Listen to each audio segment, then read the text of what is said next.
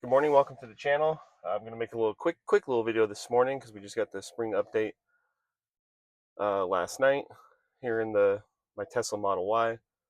Um, so we'll talk real quick about what's going on with this as we're driving. But let's go ahead and get started. And first off, camera view, at least on my Model Y, has changed. Um, Usually the backup, I believe it was the backup camera was up top and so on. So that's a little bit different for this spring update as well. So let's get rolling here. I'm gonna kind of see what's going on with it. Just a quick little overview here. Already getting yelled at. Um, so obviously that view is a little bit different when it comes to the way they display the cameras here on the Tesla. Another gloomy morning as we're driving. Um, this drive won't be too long as well, but let's kind of pull this up while we're driving and just talk about what's going on with the new spring update. There's no update to FSD on this, so we're still running 13.2.8. Excuse me. So thought we'd get one, but looks like we didn't. But you can see here in terms of what's new in this April, or it's May now. Geez, almost said April, but spring update here for 2025. Let's see, alternative trip plans, avoiding highways,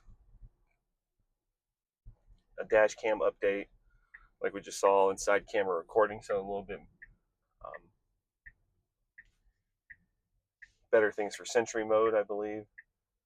Right, we're at this light. Your vehicle side cameras, the B pillar, will now be recorded to both dash cam and Sentry clips, which is good. So that's enhancing safety and enhancing the car itself. The dash cam viewer app has also been updated with the grid view, making it easier to access and review recordings. So that's good.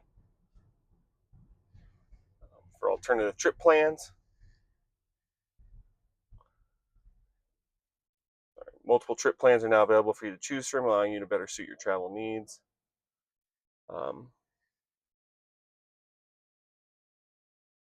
Says the fastest offers the quickest route, best amenities, prioritize. And I think actually, speaking of this, the alternative trip plan, because I don't like going straight right here.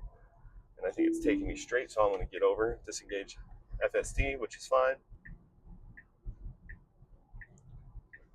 So hopefully with this right here, this might be something I can plan more, as I go to work. Right, this wants to take me all the way straight out to the interstate, where this road right here will take me to the interstate as well, and it's same amount of time, shorter, but it wants to constantly go straight, probably just because it's a straight shot to the interstate. But we're going to turn here. But fewer stops, minimizing charging stops, ability to avoid highways, can now avoid highways when possible, providing an alternative route that bypasses major roads. And we've already looked at that. Another new feature here, you can save your trunk height based on your location. So like I had to set almost one of the first things I did when I got this car about a year ago was open the trunk in the garage,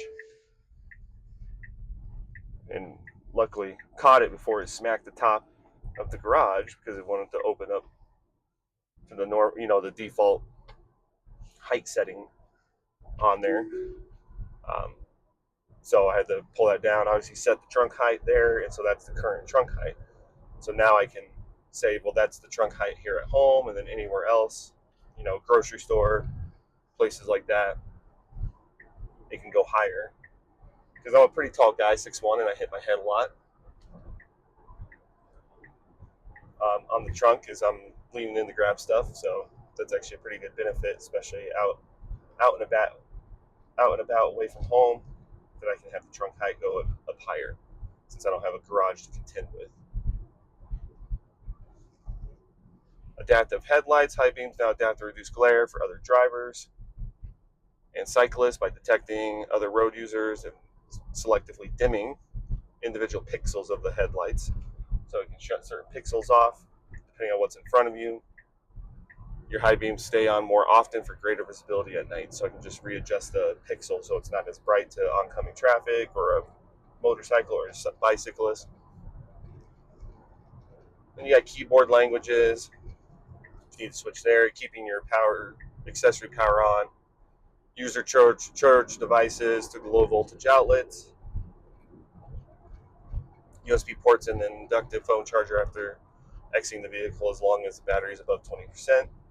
So if you're charging it's like my son always has his iPad on him, so if he's charging it in the back seat and we get out and leaves it at the store or something like that, it'll still keep charging as long as my battery in the car is above 20%. Right? When enabled, these ports remain powered even if you're not present, the vehicle is not in use. This may increase the vehicle's power consumption if no device is connected, or even if no device is connected. And then just a few other minor updates, a lot of them. Let's see here, but like I said, we'll read those here in a little bit as we get to a stoplight.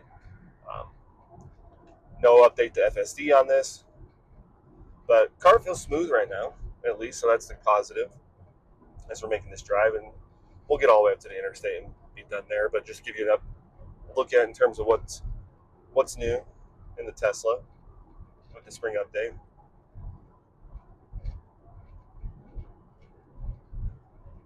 But car feels good, the car feels smooth as I'm driving.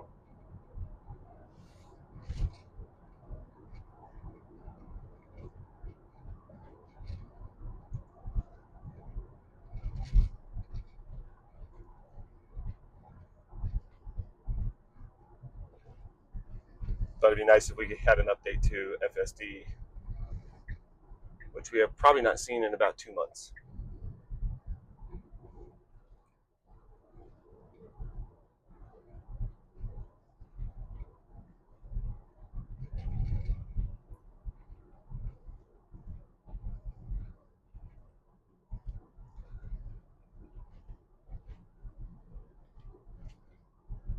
Not as rainy as yesterday, so which is good as to start the morning off.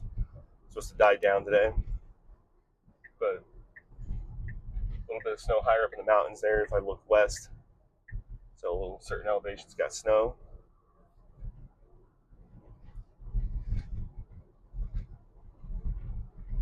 But anyway, so yeah, when viewing a large charger location page, I'm sure the potholes are going to be bad today.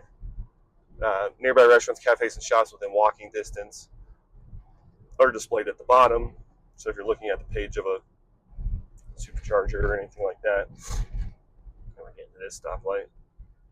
Media search results are now filtered by sources, providing faster, more streamlined access to content. You can easily scroll through your SiriusXM favorites by tapping the steering wheel button left or right. You can sign in with your, turn those off, Amazon Music free account, which would require premium connectivity or an active Wi-Fi. You can shuffle an entire Apple Music playlist that contains more than 100 songs. That's good. See what song will play next in YouTube Music.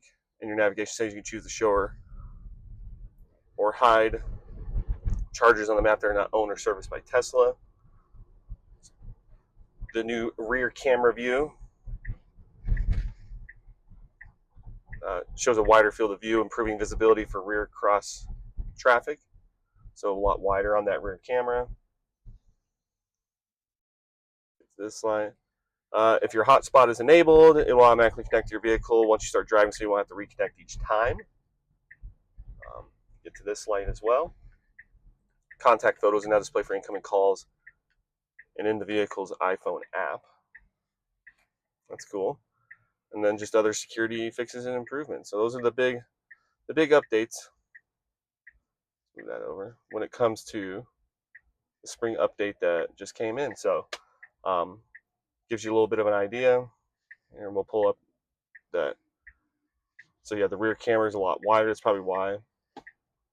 It's actually really good now that I've read that and see that. So, but that's where we're at. So that's kind of it for the video. I'm just giving a quick little update on what the spring update was like, or what came with it. So subscribe to the channel, like this video, and I'll see you next time.